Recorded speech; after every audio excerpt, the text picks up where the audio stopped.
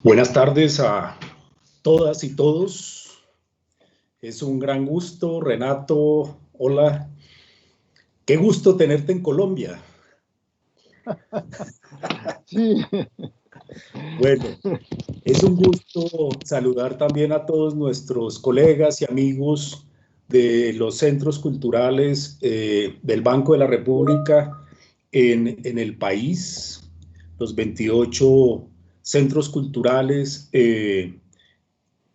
Con ellos nos reunimos anualmente y quisimos no dejar pasar este año extraño de pandemia y de crisis sanitaria por alto y hacer también nuestra reunión de responsables de centros culturales a nivel nacional y hacer también otra reunión que habitualmente desarrollamos también cada año, que es con los coordinadores de los museos del oro regionales. Y en esta oportunidad, entonces, quisimos hacer coincidir tanto a los responsables de los centros culturales como a los coordinadores de los museos regionales e invitar muy especialmente a otros colaboradores de nuestros centros culturales en el país, entre ellos profesionales, muchos de ellos antropólogos, historiadores,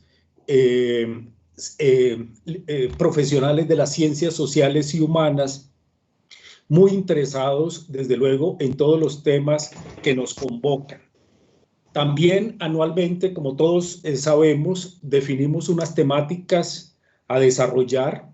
Queremos que estas reuniones, y ha sido nuestro principio desde hace unos años, que estas reuniones no sean solamente para dar instrucciones o recibir instrucciones administrativas y operativas, sino que nos inviten a permanecer en ese crecimiento continuo profesionalmente, que nos haga, que nos invite también a hacer cuestionamientos, a formularnos preguntas, a entrar en debates, en diálogos que nos ayuden a entender mejor la posición que nosotros tenemos en el mundo a partir de las responsabilidades institucionales que tenemos al frente de las tareas que el Banco de la República nos ha delegado en términos de la ejecución de su política cultural.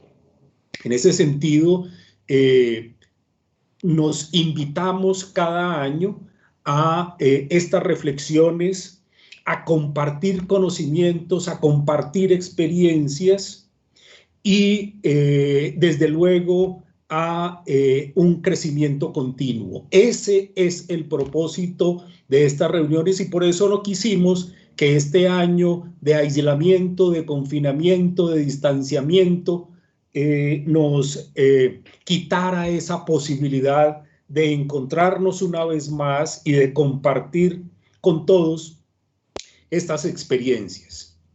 Para estas reuniones, entonces, invitamos cada año a personas, académicos, investigadores, científicos, gestores, que estén trabajando, que hayan tenido experiencias, que nos contribuyan con sus propias prácticas en este proceso de formularnos preguntas y de enriquecer esos cuestionamientos para que en el día a día podamos nosotros empezar a resolverlos, o tal vez nunca resolverlos, pero por lo menos trabajar sobre la formulación de esas nuevas preguntas.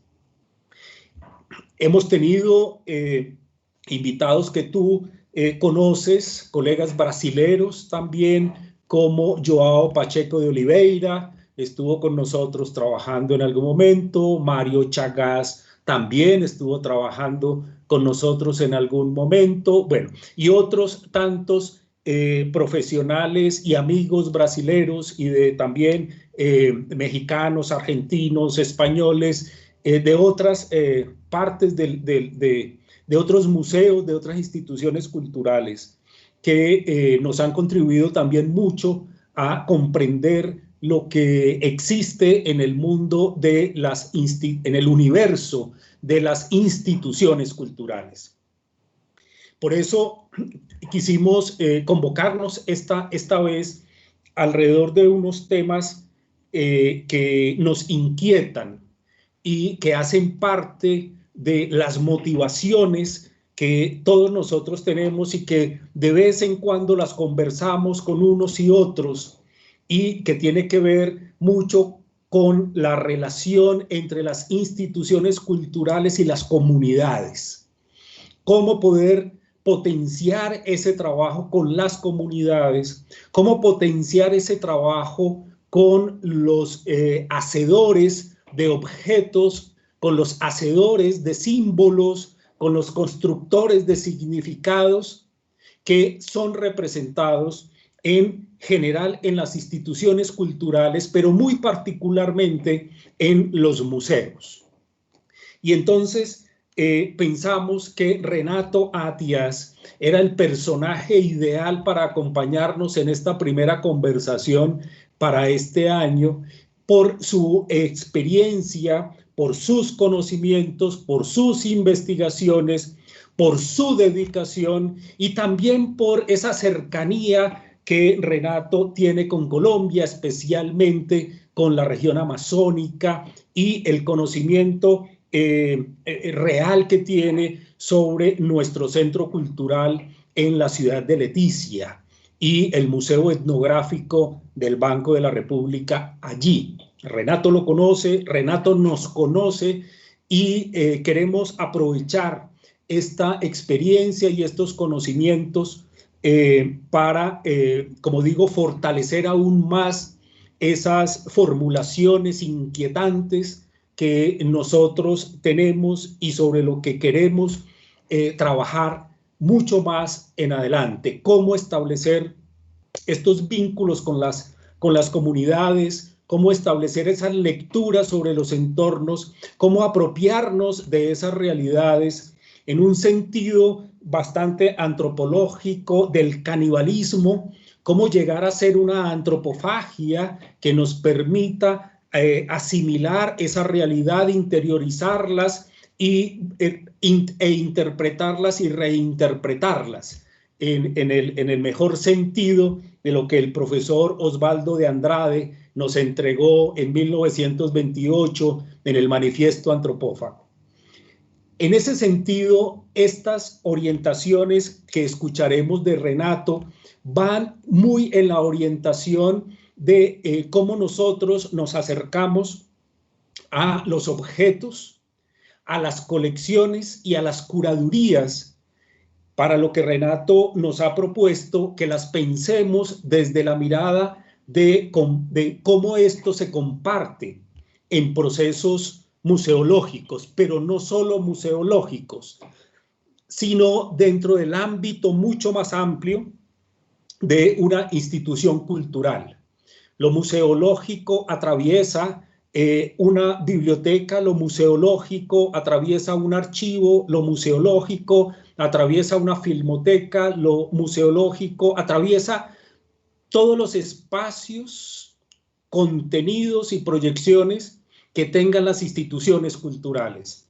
Lo museológico en el entendido que no es solamente en función de unos objetos exhibidos con unas cartelas que indican lo que allí se contiene.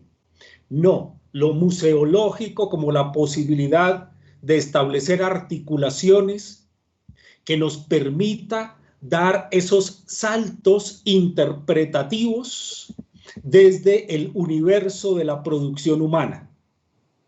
Y en la producción humana, todo el conjunto de la creación, de la creatividad, de las proyecciones, de la construcción, pero sobre todo que nos permita llegar a las estructuras mismas que nos permiten la proyección de nosotros como gestores de estos procesos culturales en una relación directa con las comunidades. Objetos, colecciones y curadurías en el ámbito de los museos es la intervención que Renato hará a partir de este momento. Quiero muy rápidamente, porque desde luego el currículum de Renato es amplísimo, pero yo lo quiero resumir muy concretamente y decir que Renato es filósofo en su formación de pregrado, pero con magíster y doctorado en etnología por la Universidad de París 10.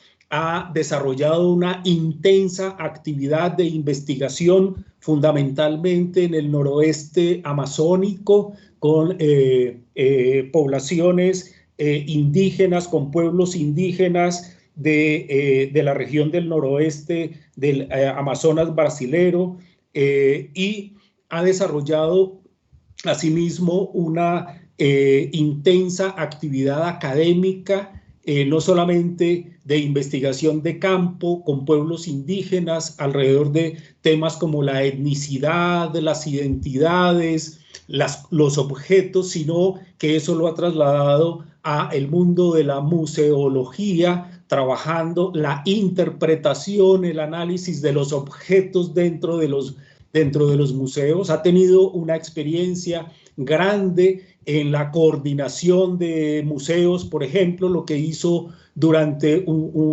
algunos años con los museos de la Fundación Joaquín Nabuco de Recife y sus aproximaciones a las diferentes organizaciones de museos. Actualmente, por ejemplo, es el vicepresidente de la Comisión de Museos y Patrimonio Cultural de la Unión Internacional de Ciencias Antropológicas y Etnológicas. Todo esto en conjunción con su actividad académica como profesor de posgrados en la Universidad Federal de Pernambuco, en Brasil, con la maestría de estudios iberoamericanos en la Universidad de Salamanca, en España. En fin, estamos acompañados hoy de un gran investigador, de un gran amigo además de muchos años, con quien compartimos muchas de nuestras inquietudes, experiencias, y qué bueno, es un honor, un gran orgullo, Renato, tenerte con nosotros. Muchas gracias por haber aceptado esta invitación y te escuchamos. Muchas gracias, Fernando. Con mucho gusto que te veo acá en Recife. Está aquí, como todos ustedes, está aquí en mi sala pequeña, pero es muy grande para contener todos ustedes con nosotros. Yo voy a hablar en un español mal hablado, pero yo creo que es mejor do que hablar en portugués, y así podemos comunicarnos más ampliamente. Tengo un poco la dificultad de trabajar en estos medios virtuales, pero poco a poco me estoy adaptando a esta realidad virtual. Entonces, muchas gracias, Fernando, por la invitación. Para mí es un inmenso placer estar con todos ustedes por acá, mas sobre todo de poder compartir un poco de las experiencias que estoy metido en estos últimos años, no solamente aquí en Brasil, pero en otros sitios como Francia o mesmo en lugares más distantes, con los indígenas que hablaste de la Amazonía muy cerca de ustedes. Yo estoy trabajando con los indígenas del Vaupés, entonces estoy de este lado del río, y ustedes de Colombia están de otro lado del río. Efectivamente, he estado muchas veces en Leticia, donde me voy periódicamente. Hay tanto por trabajo con la universidad, mas como tengo estudiantes que están por ahí también, que están trabajando con la antropología. Eso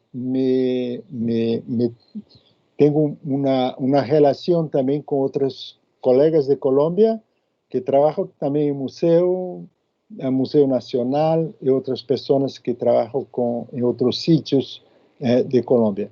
Y la realidad de Colombia no es tan distante de nosotros, pero cada vez más se aproxima. Entonces, muchas gracias, Fernando, por la invitación y también a Sandra por la ayuda que ha dado para que yo pueda estar con ustedes en este aparato virtual. Bueno, una de las cosas importantes que vamos a hacer aquí en este taller, es un taller virtual que podemos trabajar, lo mejor es en determinado momento, metodológicamente yo voy a buscar un poco más de interacciones con ustedes para que ellos también podemos cambiar palabras, pero cambiar también experiencias o alguna idea. Entonces, lo interesante es que ustedes puedan también estar juntamente con nosotros a interagir en esta plataforma virtual. Estamos todos en sitios distintos, pero eso nos aproxima todos. Así vamos a hacer de una manera que sea provechosa para todos nosotros, ¿no? No sé si está bien, ustedes están me comprendiendo, estoy hablando, necesito ahora, antes de empezar el otro punto, saber si la manera como estoy hablando es posible continuar en esta manera o no. Se entiende, profesor, se entiende claramente. Sí, señor. Ok, muchas gracias. Bueno, entonces, la idea que hemos discutido antes con Fernando era de hacer una charla, compartir una charla, sobre todo de procesos museológicos que nosotros llamamos, empezamos a trabajar acá en Brasil hace tiempo, lo que podemos llamar de procesos museológicos compartidos. Eso es ampliamente. Hay una cantidad de modelos y una cantidad de métodos de cómo hacer estas acciones, que son acciones colaborativas y al mismo tiempo compartidas. Nosotros ya trabajamos con esta metodología hace muchos años, cuando empezamos a trabajar con videos en los pueblos indígenas. Yo tengo un trabajo anterior, bueno, todavía trabajo, pero es de trabajar la antropología compartida mucho a través de la producción colaborativa de videos, de filmes, de una acción más direccionada a los pueblos indígenas de esta región que se habló. Pero en estos últimos 10 años, yo estoy trabajando específicamente con procesos compartidos, procesos museológicos compartidos con pueblos indígenas.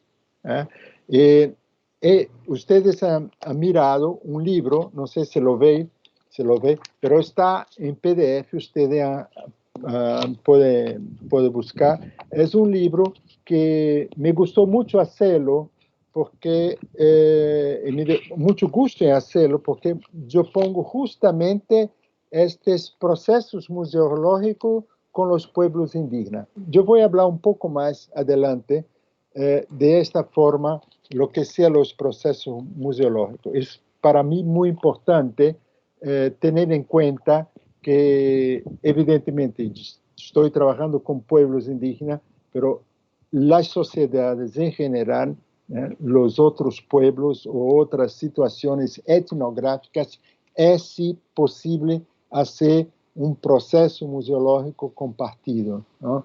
Y esas prácticas culturales o prácticas museológicas, dentro de una interfase una interfase con la antropología, y aquí hablo de la antropología, y ustedes conocen mucho más que yo, porque muchos de ustedes son antropólogos y tienen el método de la antropología, puede comprender que en estos procesos museológicos, la antropología nos permite hacer con que trabajemos con un concepto amplio, pero un concepto importante, que es el concepto de representación social. No voy a hablar y no voy a hacer una charla en términos de este concepto de la representación social, pero esto es muy importante en las prácticas museológicas, en las prácticas del proceso museológico, es entender que existe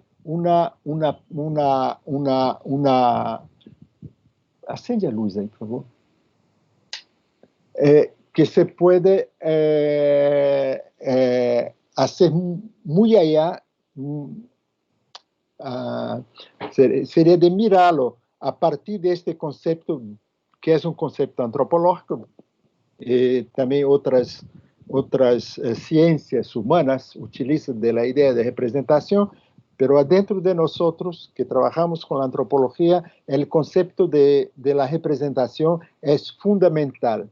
Y como decía antes, no voy a hablar de este concepto, pero en el momento que estamos hablando, desde cuando yo he preparado este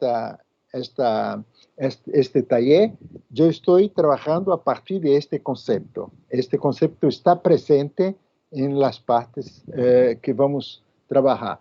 La otra, como decir, la otra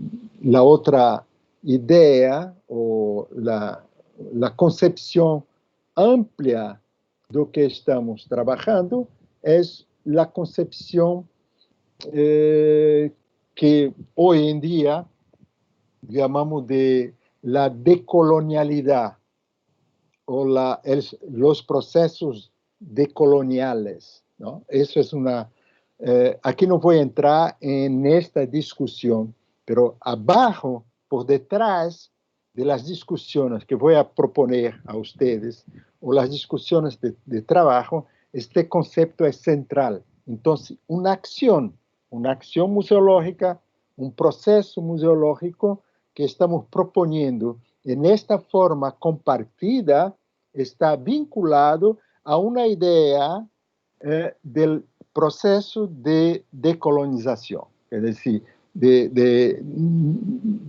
hacer con que la gente esté en la misma situación y que no podemos tener una mirada colonial frente a todos los procesos que están haciendo. Entonces, esses dos pilares, o la base de esta presentación, está en la decolonialidad, o la idea de colonialidad, y la otra de la representación social, ¿no? Como concepto de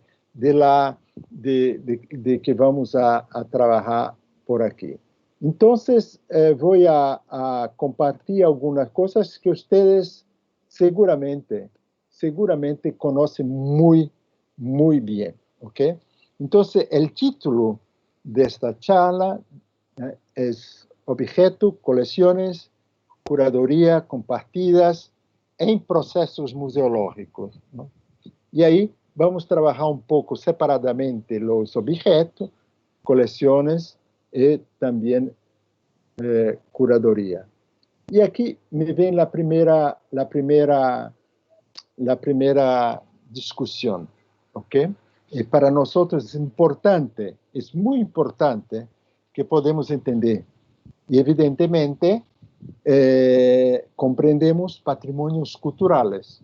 Este es el sentido profundo lo que sean los patrimonios culturales. No solamente las cosas que está escrito, que la gente pone en evidencia, pero ustedes, yo tengo toda la seguridad que ustedes están en contacto con una gama muy grande de patrimonios culturales y que ustedes, todos ustedes, puede reconocer estos patrimonios culturales, no solamente reconocer, pero puede identificar, isolar y hablar mucho más en distintas zonas, y aquí como antropólogo, en distintas zonas etnográficas, estes patrimonios culturales estão presentes. Podemos falar mais e podemos falar muito mais lo que sea a ideia de patrimonios culturales, ¿ok? La otra de proceso, el tema del proceso museológico, ¿no? Que es muy grande, muy grande. Y es impresionante la cantidad de museos que existe en toda la ciudad. Yo vivo acá en Recife. Y en Recife nosotros tenemos 87 museos. 87 museos. Unos grandes, otros pequeños, pero una cantidad muy grande de museos. Aquí tenemos el Museo de la Música, de una música específica, de un género musical que se llama frevo, que es solamente de esta parte de Brasil. Tenemos el Museo do Frevo y tenemos este museo acá en Recife. Entonces, yo me imagino la cantidad de museos que hay en Colombia o en las ciudades que ustedes trabajan, ¿no? Cuando pensamos museo, pensamos en un centro, pensamos en una institución y pensamos sobre todo una institución vinculada a esta idea de patrimonios culturales. Esto es importante, o vinculada a una especificidad cultural de este sitio donde está ubicado la institución museal. ¿Okay? Y tenemos actividades culturales, y una cantidad de actividades culturales que algunas hacen parte de museos, otras no, otras son muy sencillas, otras son más complicadas en nivel de organización. Estas actividades culturales son inmensas, y ahí ustedes conocen muy bien lo que son estas actividades culturales. Muchas de estas actividades culturales son movidas desde afuera de una institucionalidad, de una oficialidad. Acá en Recife, como en otros sitios de Pernambuco o del Amazonas, nos vamos a encontrar actividades que son hechas y que tienen una vida propia y que tienen ¿cómo decir? Un hacer casi independiente. Y ahí me gustaría contar una actividad cultural que se hace presente todos los años en el mes de agosto, septiembre de cada año.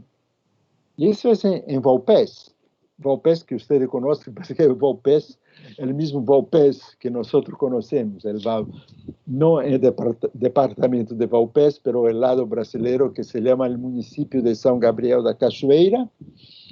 Hay un sitio que se llama San Joaquín. Es un ejemplo, pero importante entender, de mirar esta actividad cultural importantísima. En esta parte del río hay un pueblo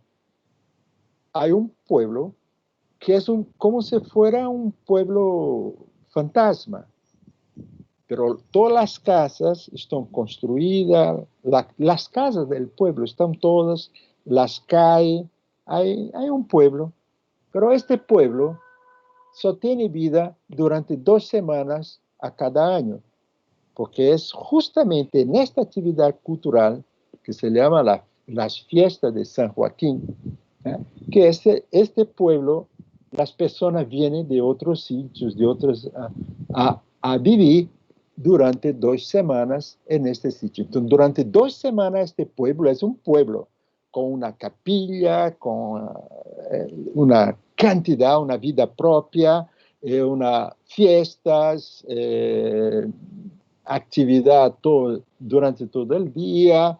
Es un pueblo que vive muy fuertemente, densamente, un significado profundo de la gente que hace estas fiestas durante 2 semanas, y este pueblo, después que se pasa,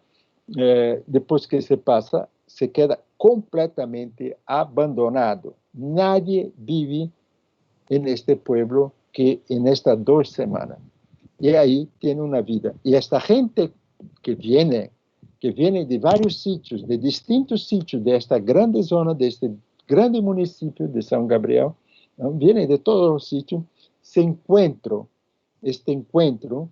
esta vida durante las festividades de San Joaquín es intensa, pero es una actividad muy vinculada a la Iglesia Católica, porque todas las acciones comunitarias se hacen a partir de un entendimiento que hoy no existe más, no, podremos decir, no existe más dentro de la Iglesia Católica, porque no se hace más, pero ellos hacen algunas cantos, cantigas, celebraciones en latín, ¿no? Hay una novena en latín, y la gente se utiliza de esta lengua que no es más la lengua oficial de la Iglesia Católica, mas es la lengua oficial de este pueblo, San Joaquín, que se hace fiesta. Es una actividad cultural, la gente que va ahí está vinculada a una idea de santidad, a una idea de catolicismo, a una idea central que les une y que no necesitan de cura, no necesitan de obispos, no necesitan de la iglesia, pero ellos hacen estas fiestas años y años y años y años. Se pasa de generación en generación esta fiesta. ¿Ok? Esto es un ejemplo de una actividad cultural muy fuerte que está compartida con una cantidad de gente. Es la idea de participar, de ser parte de las fiestas de San Joaquín durante los meses de agosto o septiembre de cada año. Y hay una vida. Entonces, es muy interesante. Yo he estado un día, en este pueblo, y me quedé impresionado. La organización social, la organización del sistema de fiesta, el sistema de control de la bebida, impresionante, y no necesitan de estar ninguna vinculación. Se hace por ellos mismos y se pasa entre ellos mismos la cosa. Entonces, esta actividad cultural es para decir, ¿por qué yo doy este ejemplo? Este ejemplo es para decir que hay actividades culturales que son movidas por la población y que hay una acción. Ahí podemos buscar una cantidad de ejemplos teóricos que nos puede explicar este tipo de fiestas, conceptos en relación de la acción comunicativa, conceptos en relación no solamente de la comunicación, mas de una acción participativa. Hay muchos estudios en este sentido, no solamente en antropología, mas también en la sociología, que nos ofrece herramientas teóricas para comprender las maneras como se trabaja una actividad cultural en un determinado pueblo. La otra, entonces, estos son los 3 puntos principales, ¿no? Es para decir que el patrimonio está presente y conocemos. El proceso museológico es muy específico y está adentro de una institucionalidad que está muy fuerte. Y actividades culturales que son bien amplias, y algunas de ellas, como este último ejemplo, es completamente independiente es una cosa que tiene una vida propia. Y ustedes pueden conocer una cantidad de fiestas que existen. Tengo seguridad que en Colombia hay también este tipo de fiesta. Bueno, entonces me parece que me voy a adelantar, y vamos a buscar un poco la idea o la discusión en términos de cultura. No voy aquí a hacer una charla, pero esto ustedes conocen muy bien la idea de cultura, la cultura como parte no solamente de nuestra lengua comunicativa, con la palabra cultura, pero cuando miramos la palabra cultura nos vamos a encontrar distintas ideas que existen con la palabra cultura. Eso lo dejo a ustedes, que ustedes seguramente tienen una cantidad de ejemplos que en términos de la cultura. Pero la cultura, cuando pensamos la cultura, ahí pensamos la cultura como adentro, como haciendo parte, parte de un determinado grupo social, parte de un determinado pueblo, parte de una... Esto es la cultura, ella es la parte vivida, evidentemente, pero es la parte que nosotros representamos, o que las personas representan. Es la parte que está muy presente. No podemos, cuando hacemos una relación con un determinado grupo social, nos podemos mirar no solamente las formas y las expresiones de este grupo, mas nós podemos sentir, porque está muy relacionado no solamente a cuestión de la habla, de la manera de hablar, mas está relacionada a la manera de sentir y sobre todo la manera de pensar. Entonces la cultura es bien amplio y hay una cantidad de definiciones, una cantidad de discusiones hoy día muy fuerte sobre no solamente lo comportamiento, que es un aspecto de la cultura, mas la representación social, que de una cierta forma es la representación también de la cultura.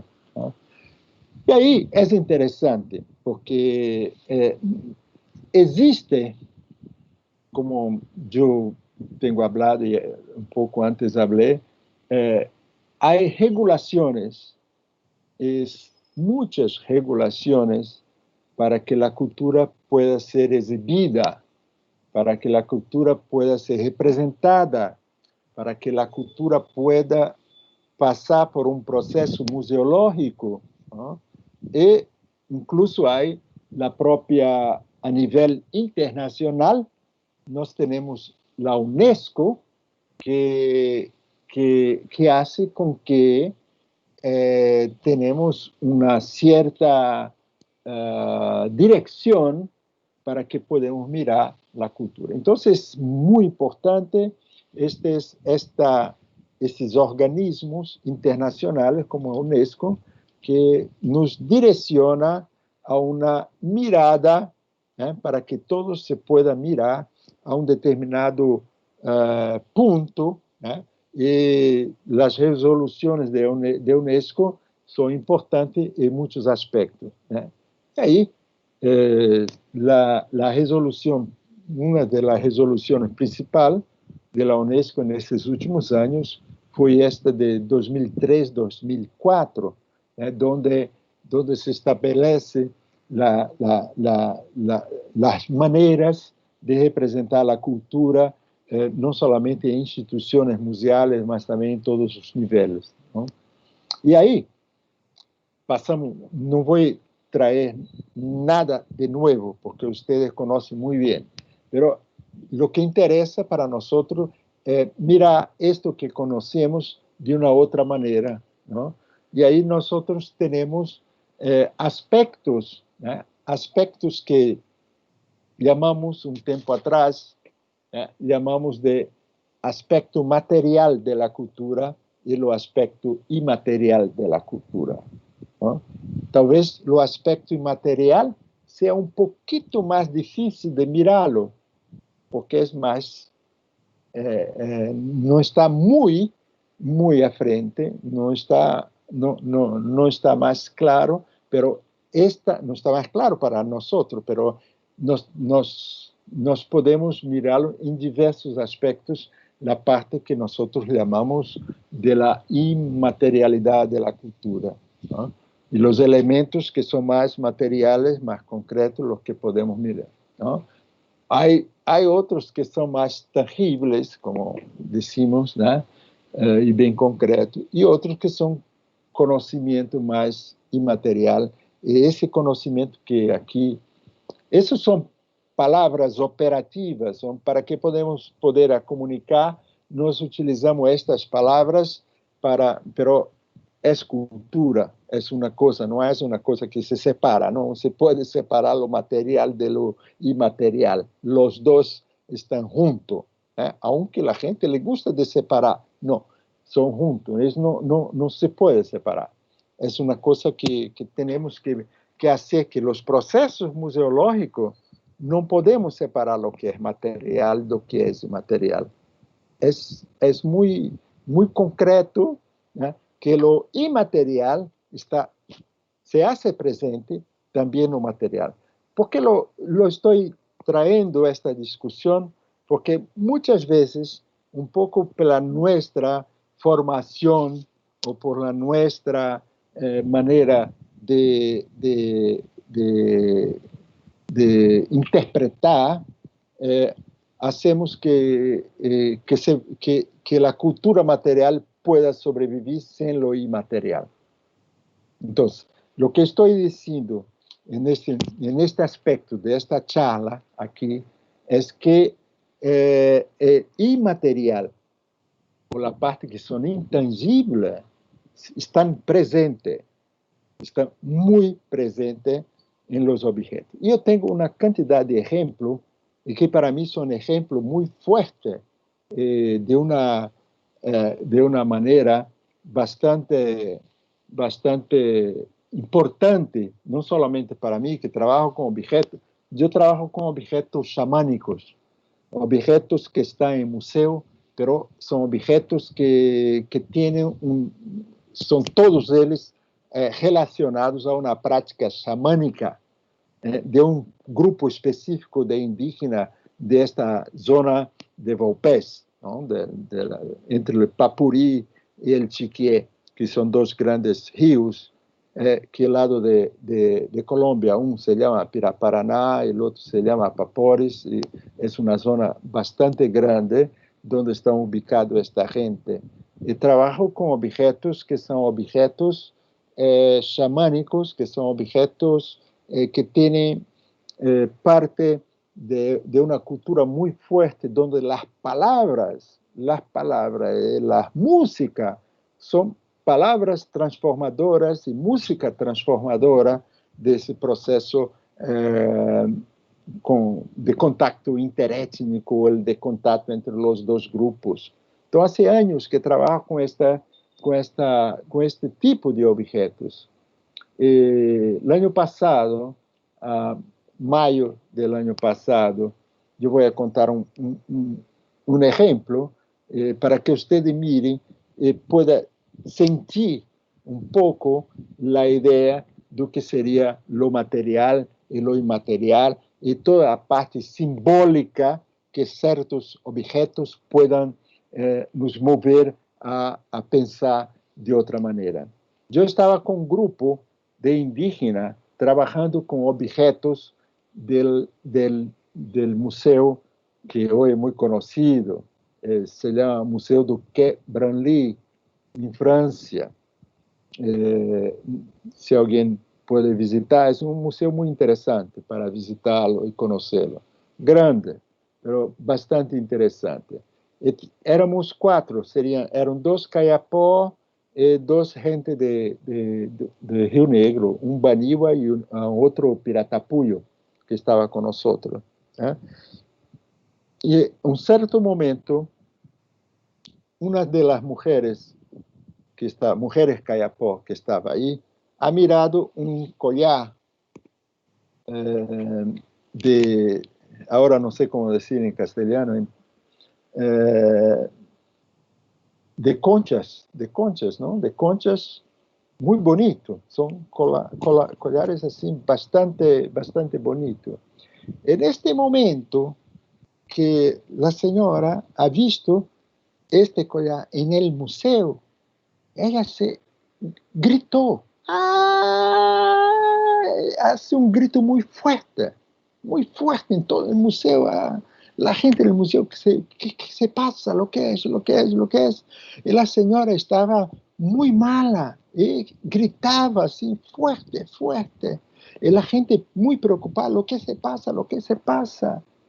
Pero la señora dijo, mira, ustedes están matando. Este objeto no es para se quedar de esta forma. Ese objeto tiene que tener agua, tiene que dar agua a este objeto. Ese es un objeto muy importante para nosotros, porque estas conchas necesitan de agua y ustedes no han puesto agua. Entonces, la señora estaba a punto de pegar el collar y buscar y poner un vaso de agua. Y la gente, no. Entonces, es la relación que se tiene con objeto.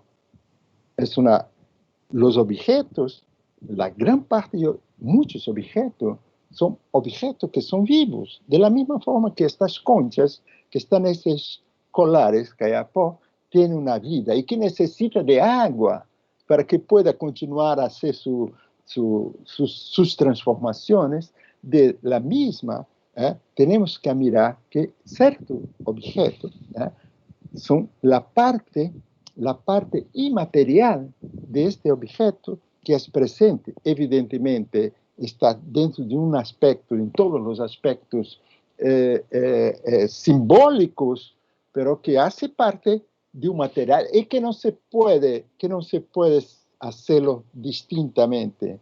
Están juntos y participan del mismo proceso. Es un ejemplo pequeño, pero un ejemplo para mirar en este sentido de lo que sería toda esta cuestión. Nosotros que trabajamos con centros culturales, que trabajamos en museos, nos trabajamos con objetos, y trabajamos con expresiones, que son muchas veces expresiones, sea una música, sea una danza, sea un hacer, pero este hacer es cultural y hace parte de la cultura, y aquí operacionalmente la gente separa en términos de material e inmaterial, pero nosotros no podemos separar porque están juntos todas las dos partes. Eso es para decir que nosotros cuando pensamos actividades culturales, pensamos en mirar los patrimonios. Y los patrimonios son cómo la gente se representa, cómo la gente que está por ahí le gusta que sea representada. Entonces tenemos que hacer una relación. Es un centro cultural, necesita claramente hacer parte o hacer procesos museológicos o procesos culturales de involucrar para que la gente pueda se sentir parte del proceso. Okay. Entonces hay estos procesos museológicos. Y ahí interesante. Y ahí me gustaría, antes de pasar a la otra parte, si pudiéramos pensar qué tipo de procesos museológicos se pudiera hacer en la zona, en el centro donde ustedes trabajan, el museo donde ustedes tienen. ¿Qué cosa viene a cabeza de ustedes ahora? Decir, mira, sería interesante hacer eso, sería interesante hacer este proceso, sería interesante hacer esta acción, sería interesante, ¿no? Son acciones que nosotros, no solamente como gestores, que hacemos parte de la coordinación del centro, que hacemos parte de una situación de gestión de un centro cultural o de un museo, tenemos como de incentivar este proceso. Evidentemente, tenemos una cantidad, estoy cierto que hay muchos procesos que ustedes pueden pensar y que ustedes pueden pensar de una manera bastante sencilla. Y ahí me gustaría proponer un ejercicio, no sé si voy a realmente a llegar hasta el final, pero es un ejercicio muy simple. Si ustedes tienen una tarjeta, la mitad de un papelito, la mitad de una hoja pequeña que sea, si ustedes pueden escribir una acción, un proceso museológico que sea interesante de ustedes, que lo venga en la cabeza, que venga un proceso que podemos hacer así en la pantalla de la computadora, que nosotros podemos mirar y hacer una mirada así, que sería muy interesante después que Sandra pueda sacar una foto de la gente con una tarjeta, con un papelito y poner así un proceso museológico que esté interesado, un proceso museológico que ustedes han visto, un proceso museológico, una acción cultural que ustedes están proponiendo, una acción cultural que la gente ha propuesto. No importa dónde viene, es justamente para que podamos ver, mirar la cantidad de posibilidad que podemos tener trabajando, no solamente trabajando con objetos, mas trabajando también con otras manifestaciones o expresiones culturales que hacen parte de un determinado sitio y que son importantes. No sé, yo voy a proponer, ustedes son libres de hacerlo o no hacerlo, pero sería muy interesante si ustedes pegan una tarjeta como un ejercicio práctico. Ya están muy lejos unos de otros, pero lo que nos une por acá es esta pantalla y se pueden buscar una hoja pequeña, una hoja, la mitad de una hoja A4, la llamamos aquí de un papel, ¿no? Y ahí podemos hacer ese ejercicio. Lo que parece, ¿qué pensáis? Sí, yo creo que todos podemos buscar una hoja y compartir en la pantalla una acción, que es a lo que nos estás invitando. Sí, Entonces, pues hagámoslo. Hacer un ejercicio pequeño que podríamos hacerlo, ¿no? Que podríamos hacerlo muy sencillamente de una manera bastante sencilla, de poner así la pantalla. Y ahí yo voy a pedir a Sandra si pudiera hacer una fotografía de esta. Sí, ok. Entonces, si quieren, lo hacemos ya mismo. Sí, como quieras. Bueno. Un pocos minutos. No es una cosa obligatoria, somos casi 30 aquí, pero no sé si podemos mirar todas las pantallas. Yo tengo aquí en mi computadora, no en todos, pero...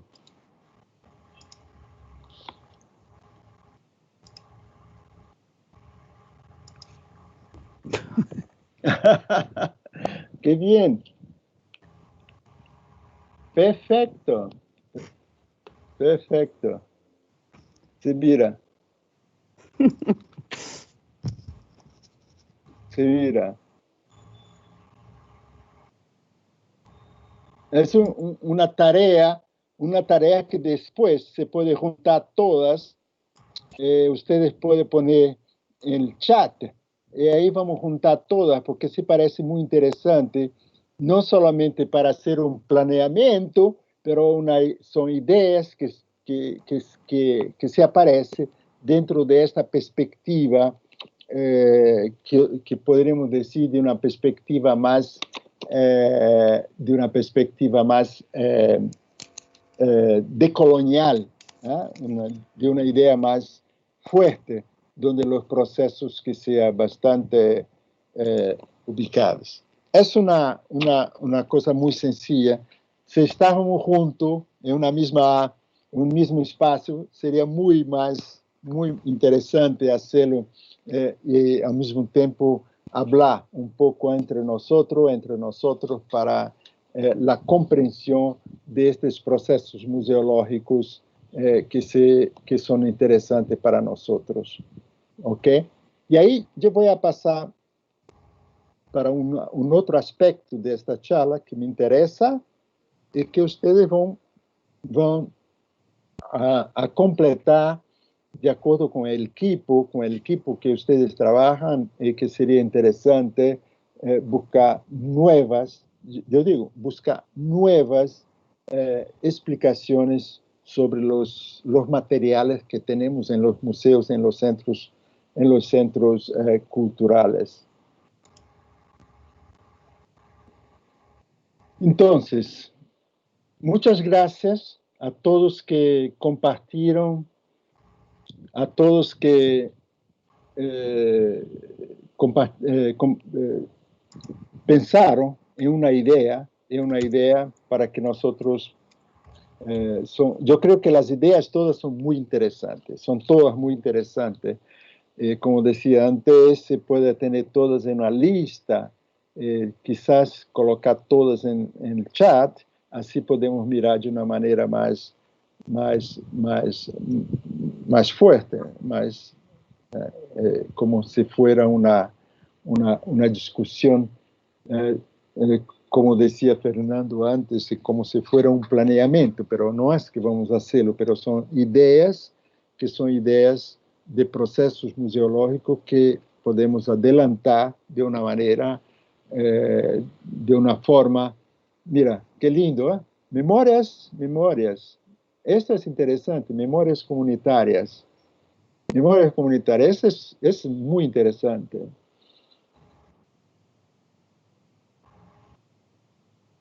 Mediación digital de la gestión cultural. Esto, que bien, es una cosa muy importante.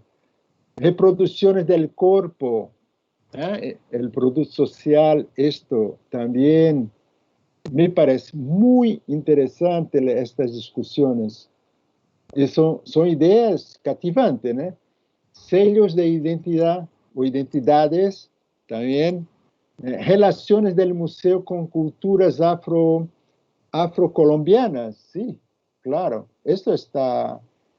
mingas de pensamiento, muy bueno. Eso es interesante, ¿ok? Yo estoy apuntando aquí, anotando porque eso es interesante. Esta casi no estoy mirando, prácticas culturales del Río. Esto es interesante.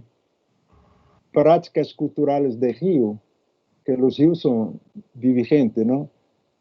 Esto me parece muy interesante. Yo creo que ideas estamos muy bien, pero todas las ideas que han salido en estos papeles, en este Museo del Sitio, sí, como en Leticia trabajamos en el Museo de Selva, Museo del Sitio.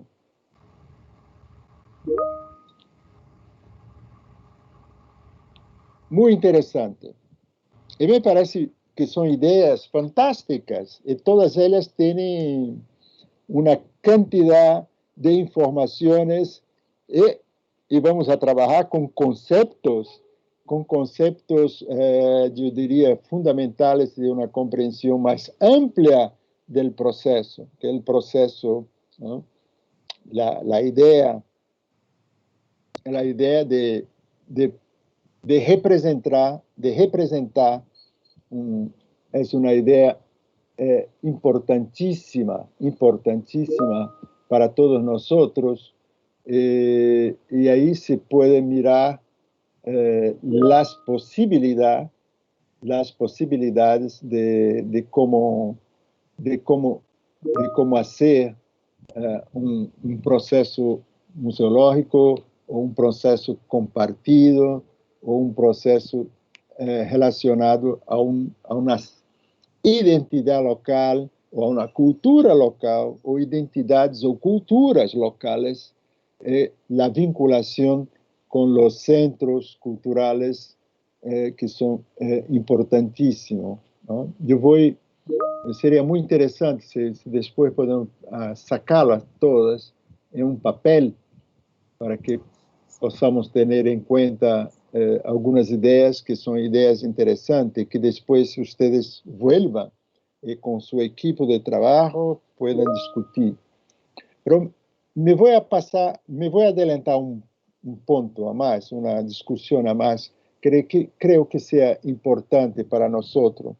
Estamos hablando de objetos culturales, estamos hablando de objetos que tienen una vinculación simbólica importante con la cultura, que permite hacer una interrelación, que nos permite hacer una interacción con la gente del pueblo, con la gente del centro, con la gente del barrio. Entonces, esta interacción solo es posible cuando tenemos alguna cosa en común que nos pone en contacto, que nos permite hacer esta interacción. Yo voy a contar un chiste, pero puede ser, para ustedes puede ser un chiste, pero es una cosa que se aconteció de verdad. Se aconteció y me quedé bastante en una situación no muy bien. Yo hace muchos años en Vaupés hay un sitio que se llama Taracuá, era cerca de una misión católica grande, una misión católica muy fuerte que tiene en esta zona del Vaupés. Tenía un cura muy amado, un cura muy bien, un cura que tenía una relación muy buena con la población, muy buena. Pero este cura estaba haciendo un trabajo de años y años, diciendo que la gente, que era muy bueno, y que el suelo, que la tierra se podría plantar en esta tierra, se podría plantar muy bien, y que sería muy bien para toda la gente, berenjenas. ¿Se dice berenjenas en español? Yo creo que sí, ¿no? Sí, señor, berenjenas, sí, señor. Ok, entonces, las berenjenas, empezó a hacer una gran plantación de berenjenas. No, parece chiste, pero no es. La gente entonces empezó, los indígenas de esta zona, han empezado a mirar berenjenas por la primera vez con este cura, que hacía la berenjena, que enseñaba a todos, la gente iba en la huerta a buscar, daba la semilla, la gente tenía que plantar, y él hacía. Durante años y años, la berenjena fue el principal motivo de este cura, de su trabajo, porque la berenjena es lo más importante para el cuerpo. Los indígenas tenían una dificultad, no puede imaginar, la dificultad de comer berenjenas. No, estaban hartos. No, berenjena no. Entonces, hablar de berenjena era una cosa completamente fuera. Evidentemente, esta gente toda de Vaupés no se comía berenjena, y el cura se quedó muy, muy triste. Su trabajo de años no ha sido comprendido, una cantidad de cosas. El cura falleció de tristeza, porque estaba que no comprendía. Yo he estado muchas veces con este cura que pasaba, que era una zona de pasar para Vaupés, con la voladera, me paraba ahí y iba a conversar con este cura. Evidentemente, en todas las conversaciones de años que encontré este personaje muy interesante, muy querido. Es la berenjenas estaba en el centro de la conversación. Y él decía, mira, Gerardo, la berenjena es muy buena, pero aquí se come mucha pimienta, muy pimiento, se hace sopa de pimiento. Esto es muy mal para el cuerpo, muy mal para el cuerpo. Yo decía a este cura, no es mal, el pimiento es bueno. ¿Cómo, Renato? Tú, antropólogo que conoces, ¿cómo vas a decir que el pimiento es bueno? La pimienta. Yo hablé, cura, tú estás pensando en berenjenas. Berenjena. La gente aquí piensa pimienta. Y se come pimienta y toda la gente le gusta comer pimienta, y la pimienta hace parte de todo el proceso, desde el mañana hasta el final del día. La pimienta es parte de todo y está vinculada a una vida cultural importante de la zona de Vaupés, importantísima.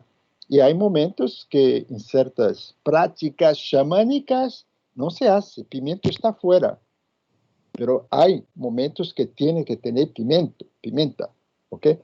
Pero berenjena no tenía espacio en la discusión del pueblo, no tenía ninguna vinculación cultural con este pueblo y no hacía parte de la discusión. La gente no quería saber de berenjenas, pero de pimiento sí, la pimienta es importante. Entonces, la pimienta y otros tipos de comida que era muy mala, que este cura no gustaba de manera ninguna a comer, porque no, hay una comida bastante buena en momentos que necesita proteínas, que son comidas de larvas, que son muy buenas. A mí me gusta, pero este cura no le gustaba. Y toda la gente le gusta tener.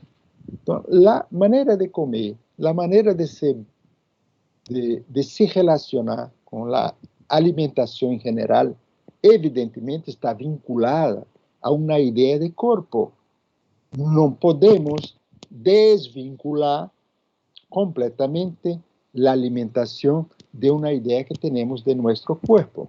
Todos nosotros tenemos una idea del cuerpo y comemos porque necesitamos para que este cuerpo pueda estar vivo, ¿ok? Yo he empezado con la idea de berenjena porque fue un ejemplo real, un ejemplo que ha acontecido por muchos años, ¿eh? Pero el pimiento es una cosa muy importante en la zona de Vaupés. Para mí, que estoy en Vaupés hace muchos años, tengo el pimiento como una cosa así fantástica y que me pone la vida mía, es parte del pimiento. Es tan fuerte que mis hijos siempre me han visto con pimienta y siempre comido pimienta de una manera. Yo estoy hablando pimienta, por eso que ustedes están comprendiendo lo que es pimienta, ¿no? Ají picante, le decimos acá. Ají picante. Ok, pero ají es la palabra. El ají, ok, a nosotros llamamos acá pimienta. El ají es una parte fundamental de la vida de este pueblo. Y hay una cantidad de ají. La manera de preparar el ají, la manera de hacer la defumación del ají, esto está vinculado a toda una concepción simbólica y una concepción del mito, de la creación, y cómo se hace. La gente conoce la historia de ají o de los distintos tipos de ají, porque no es un solo, hay una cantidad inmensa, muy grande. Pero ají es ají. Y yo estaba intentando hacer con que este cura no se quedase con esta idea fija de que la berenjena es la mejor para el pueblo. Entonces yo empecé a hablar y digo, mira, el ají es mejor que las berenjenas. Bueno, empezamos ahí una discusión tal que fue una discusión muy fuerte entre nosotros, pero digo, no, el ají es el principal y puedo probar, ¿ya? Porque el ají es una fuente principal de vitamina C que toda la gente necesita y el ají tiene vitamina C suficiente para que nuestro cuerpo. Y puedo probar científicamente que el ají es lo mejor que las berenjenas. Bueno, empezamos ahí después, evidentemente, no he conseguido, pero este cura se quedó muy triste porque yo decía que era mejor ají do que berenjena. Me gusta la berenjena, pero la berenjena no tiene vinculación ninguna con la cultura de Valpés, ¿ok? Pero ají tiene. Y vamos a tener una cantidad de historias muy interesantes sobre la concepción del ají y la vinculación de este ají con nuestro cuerpo. Entonces, un proceso cultural tiene que tener ají, y no importa que vamos a hacerlo, pero ají es importante y ahí podemos tener muchas ideas interesantes. Entonces, la alimentación, muchas veces es parte de un proceso y este proceso se hace vinculado a un interés cultural, de la gente de este sitio do que estamos hablando. Evidentemente, una cosa es exactamente tener en cuenta la idea de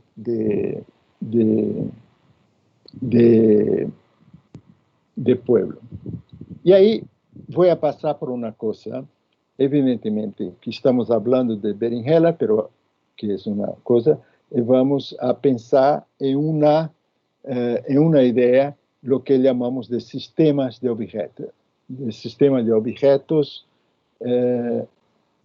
no sé si puedo poner esta pantalla. Mira, este es parte de un texto que he enviado a ustedes para mirarlo antes, pero voy a tener en este momento algunas ideas que son fundamentales en el sentido de comprensión.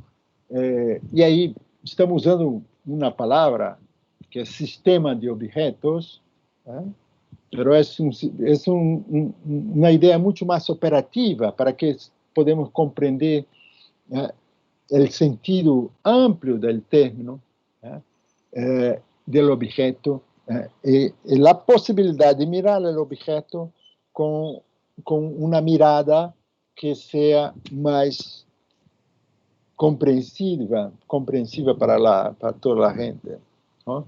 El lado sensible, el visual, el auditivo, evidentemente, tanto lo sensible, lo visual, lo auditivo, hace parte de nuestro cuerpo.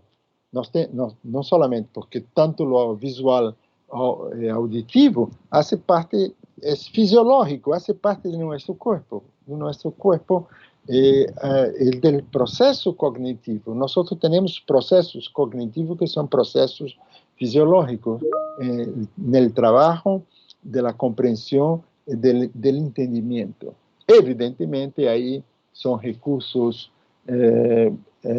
pedagógicos, podemos utilizar y mirarlos de esta forma. Entonces, hacer un proceso museológico com determinados grupos de objetos, nós estamos provocando não somente uma estética visual de um grupo de pessoas, mas estamos provocando, estamos fazendo que estas pessoas que estão mirando esta exposição ou este processo, cognitivamente, e estão buscando a uma interpretação. E aí, eu vou buscar duas ideias que são fundamentais. Evidentemente, o texto habla de uma maneira muito mais operativa, e aqui me interessa com vocês ampliar esta maneira operativa e de vincular esta maneira operativa a uma questão da cultura no sentido muito mais amplo de compreensão e de compreensão vinculada a um determinado contexto. evidentemente, neste primeiro parágrafo deste diapositivo, eu he posto contextos interculturales, y entre corchetes yo he colocado transculturales. Bueno, son palabras, son conceptos, son ideas. Me gusta mucho más la idea de interculturalidad que la idea de transculturalidad, pero hay gente que lo habla de una manera más como si fuera la misma cosa. No, son cosas distintas pero importantes. Lo intercultural es una actitud que nosotros tenemos no solamente frente a un objeto, pero frente al diálogo o a la manera de comunicarse con las personas interculturales. Y sobre todo que todos nosotros, ¿no?, vivimos en centros, y todos nosotros vivimos en centros, o trabajamos en centros, en museos, dentro de contextos interculturales. Eso es muy importante. Eso no es solamente un concepto, sino son acciones, son maneras de pensar y son maneras de comunicarse que nos miramos dentro de culturas distintas, ¿no? Entonces, nosotros tenemos que nos cambiar a pensar, tener actitudes interculturales dentro de esos distintos procesos museológicos, distintas maneras de trabajar con el cultural en los centros. Es tal vez la cosa muy difícil de hacerlo, de transformar nuestras acciones en acciones que sean interculturales. Esa es una cosa bastante difícil de hacer. Entonces, estas actitudes, lo estereotipado, ¿no?, hacia las personas, a las cosas, está muy presente en toda nuestra convivencia en la forma de... una actitud intercultural, tenemos que dejar de lado todos los pensamientos estereotipados, no solamente hacia personas, pero hacia los grupos étnicos o a los grupos sociales que hacen parte del contexto donde estamos viviendo. Eso es muy interesante. Yo estoy, como ustedes también están en zona. Acá en Recife es una ciudad que tiene muchos casos de COVID, Ahí llegamos ya a casi 200.000 casos de COVID, no de muertes, pero 200.000 casos de pacientes que están infectados, que fueron infectados por COVID. Es grande. Y ahí me gustaría pensar a ustedes para mirar cómo la gente, y ahí yo estoy diciendo que la Secretaría de Salud del Estado, del Departamento del Estado que vivo yo acá, no tiene ninguna actitud intercultural. Pero aquí en este estado de Pernambuco, donde la capital es Recife, no hay solamente la cantidad de gente de una misma etnia. Aquí hay indígenas, hay gitanos, hay varios tipos de pueblos que han venido de África, distintos pueblos de África.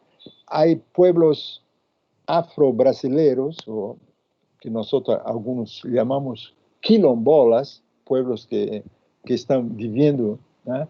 Pero si tú miras hoy, yo invito a ustedes a mirar los datos de la COVID o los datos de este